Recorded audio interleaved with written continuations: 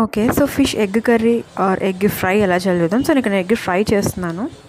So pan heat అయింది. Oil వేయక్కర్లేదు starting. So నేను ఆల్రెడీ పసుపు ఉప్పు వేసి కడిగాను కదండి. సో ఆ వాటర్తోనే కొంచెం ఉడకాలి ఎగ్ అనేది. సో ఆ వాటర్ అంతా పోవాలి. పోయిన తర్వాత లైట్గా సాల్ట్ వేసుకున్నాం. మరీ ఎక్కువ వేసి మరీ ఉప్పుగా ఉంటుంది. ఎందుకంటే ఆల్రెడీ ఉడకబెట్టినప్పుడు కొంచెం ముందు కడిగాను కాబట్టి. సో లైట్ వేసుకొని ఒకసారి మిక్స్ చేద్దాం. మిక్స్ చేసిన తర్వాత కొంచెం సిమ్లో పెట్టి మిక్స్ చేసుకుందాం. సో కాసేపు అలా మూత పెట్టేద్దాం. జస్ట్ అలా ఒక 1 మినిట్. సో అయిపోయిన తర్వాత వాటర్ అంతా పోయిన చూసారా, ఇక్కడ 2 స్పూన్స్ ఆఫ్ ఆయిల్ వేసాను. సో ఆయిల్లో కొంచెం ఫ్రై అవ్వాలి. లైట్ గోల్డెన్ బ్రౌన్ వచ్చేంత వరకు ఫ్రై అలా చూసుకోండి. సో ఇది జస్ట్ 1 to 2 మినిట్స్ రెసిపీ, అంటే చాలా ఈజీ.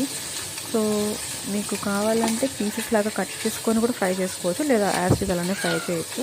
సో ఇక్కడ చూసారా, అలా గోల్డెన్ బ్రౌన్ వచ్చేంత వరకు ఫ్రై చేసుకోండి. కొంచెం ఆయిల్ కొంచెం వేసాను, తగ్గిందని ఇక్కడ. ఓకే. సో ఫ్రై అయిన తర్వాత కొంచెం కరివేపాకు వేసుకుందాం. ఆ కరివేపాకు ఫ్లేవర్ చాలా బాగుంటుంది.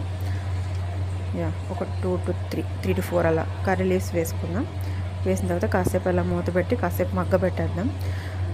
ఓకే. సో కొంచెం లైట్ ఫ్రై అయింది ఇక్కడ. సో ఇక్కడ కారం వేసేసాను. కారం వేసి జస్ట్ అలా మిక్స్ చేసేసి లిడ్ క్లోజ్ చేసేసేద్దాం. సో ఆయిల్ పైకి తేలేంత వరకు ఫ్రై అవ్వాలి. 5 minutes తర్వాత చెక్ చేద్దాం. సో చూసారా, ఆయిల్ లైట్గా పైకి తేలుతుంది. ఇప్పుడు కొంచెం చికెన్ మసాలా వేస్తున్నాను. It's your wish. ఇది వేసుకున్నా వేసుకోకపోయినా నో ప్రాబ్లం, కర్రీ టేస్ట్ ఉంటుంది. సో వేసిన తర్వాత ఒకసారి అలా మిక్స్ చేద్దాం.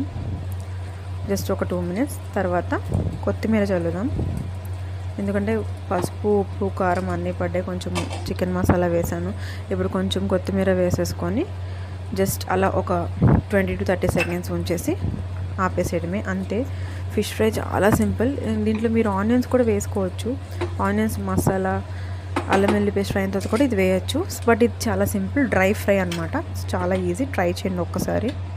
Thank you.